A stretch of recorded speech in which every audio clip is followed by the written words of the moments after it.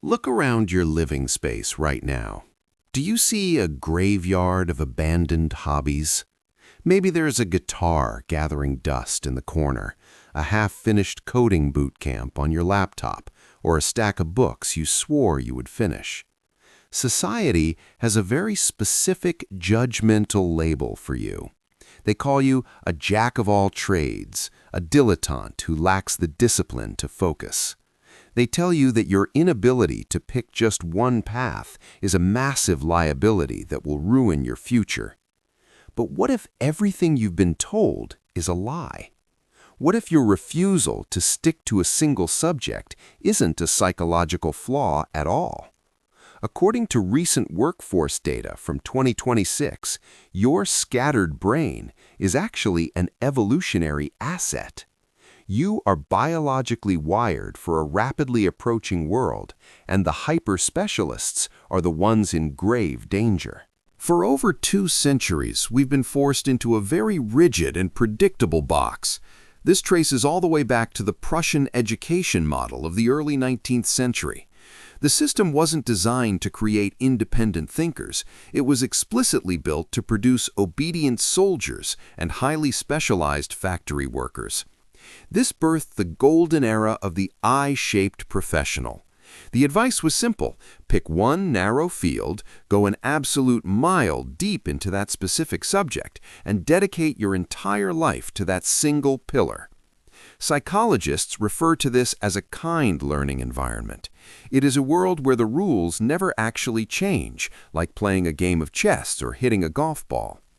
In that highly predictable industrial system, hyper-specialization made perfect sense. But that predictable world no longer exists today. We now live in what experts call a wicked environment.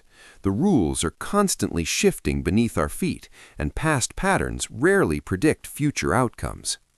When you force a naturally curious and expansive mind into an outdated, rigid industrial framework, the internal friction is absolutely agonizing. You feel like a failure for wanting to explore when your brain is actually craving necessary adaptation. This brings us to the massive elephant in the room. The explosive rise of artificial intelligence has completely shattered the value of the I-shaped worker. If your entire career relies on one narrow technical skill, you are incredibly vulnerable to immediate automation. AI is the ultimate unbeatable hyper-specialist. It can write complex syntax, analyze legal documents, and crunch massive data sets faster than any human alive. The World Economic Forum's 2025 Future of Jobs report makes this global paradigm shift incredibly clear. Rote technical skills are rapidly depreciating in value. Instead, the most valuable survival traits for the future are creative thinking and cognitive flexibility. The global economy no longer rewards the isolated specialist. It heavily rewards the M-shaped professional. This is the blueprint for the modern polymath. Instead of relying on one massive pillar of knowledge, you build multiple intersecting legs of deep expertise. You might have a strong foundation in data science, but you also study human psychology and graphic design. The machine generates the highly specialized parts, but the M-shaped mind acts as the master architect, weaving those parts together into something meaningful. To truly understand why this is so powerful, we have to look at a fascinating biological phenomenon that scientists call Peto's paradox. Elephants have 100 times more cells than humans. Statistically, they should be absolutely riddled with cancer, but they almost never get the disease. The secret to their survival lies in genetic redundancy. Elephants have 20 copies of a specific gene that actively suppresses tumor growth, while humans only have one single copy. If one gene fails, the elephant has plenty of backups. Your career trajectory works the exact same way. The traditional hyper-specialist has zero redundancy. If their single industry mutates or collapses overnight, their entire livelihood is completely wiped out. Think of a specialist as a surgical scalpel. It is perfect for one specific task in the operating room, but entirely useless if you are lost in the wilderness. But the M-shaped polymath is biologically resilient. You are essentially a human Swiss Army knife.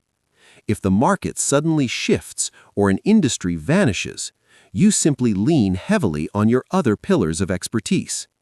Your scattered interests aren't useless distractions at all. They are an evolutionary survival strategy designed to protect you from sudden economic obsolescence. So why do we feel so incredibly guilty every time we abandon a new project or hobby? You probably think you just lack grit or willpower, but modern neuroscience tells a completely different story. It all comes down to a mechanism called reward prediction error. When you first start learning a brand new skill, your initial progress is incredibly rapid. Your brain floods your nervous system with dopamine because reality is vastly exceeding your expectations. This is the famous novice high that keeps you hooked.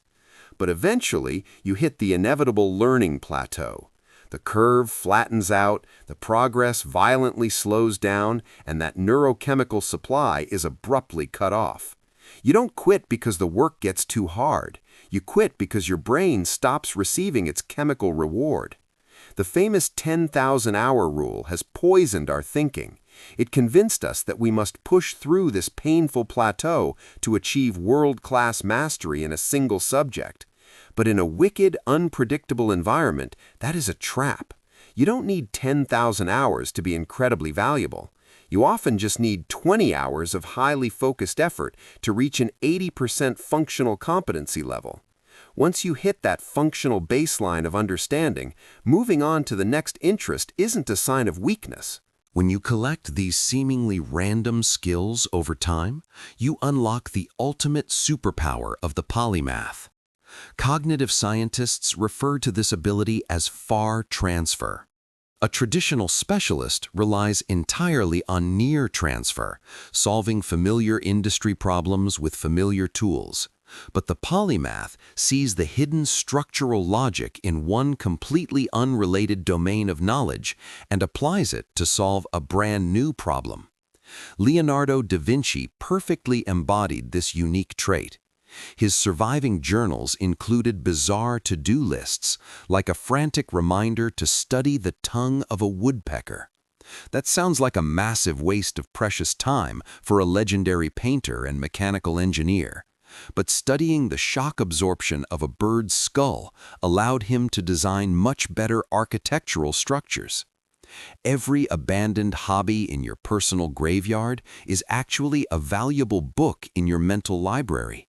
When a complex, unprecedented problem stumps the specialists, you can walk over to a completely different mental shelf, pull down a concept from music theory or plumbing, and create a massive breakthrough innovation. The real question is how to actually execute this lifestyle without becoming completely overwhelmed by your own mind. The answer is a proven strategy called serial mastery. You absolutely cannot build an M-shaped career by trying to learn 5 different complex things at once. That just leaves you with a shallow, useless foundation.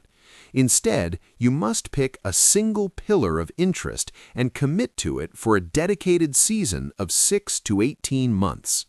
You have to lower the mental stakes completely. You aren't choosing your forever career right now. You are just choosing your current temporary obsession. Pick the practical skill that easily pays the bills or the one that sparks the most natural energy today. Pour your intense focus into that one specific area until you reach that 80% fluency mark.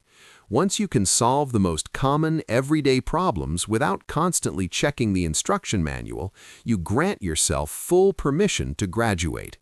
This isn't quitting because you got bored or lazy. It is a strategic, deliberate, and calculated pivot to begin constructing your very next pillar of expertise. But there is a dangerous dark side to this mental wiring. A highly open mind generates a massive volume of ideas, and it often sees patterns that don't actually exist.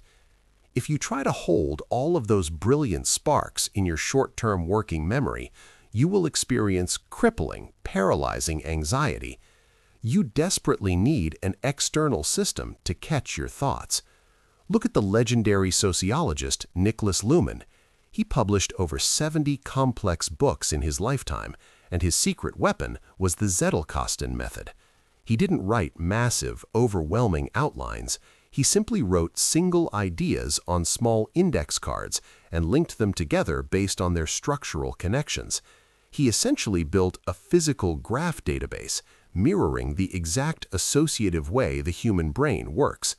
When you fall down a rabbit hole about medieval architecture, dump your frantic notes into a digital system like Notion. Let the intense obsession fade away without any guilt.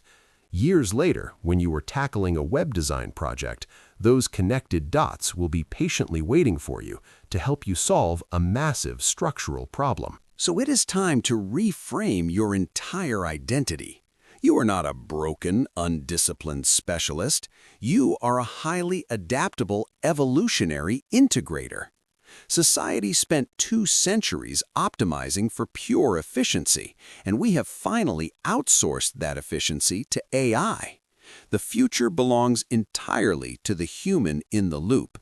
It belongs to the people who can cross-pollinate ideas and see the invisible threads connecting the world. Stop punishing yourself for your natural curiosity. Build your first pillar with intense, dedicated focus. Create a reliable external system to capture your wild ideas and fully embrace the beautiful chaos of your mind.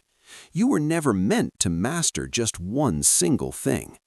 Has your diverse range of scattered interests ever helped you solve a problem in an unexpected way? Let me know your story down in the comments below.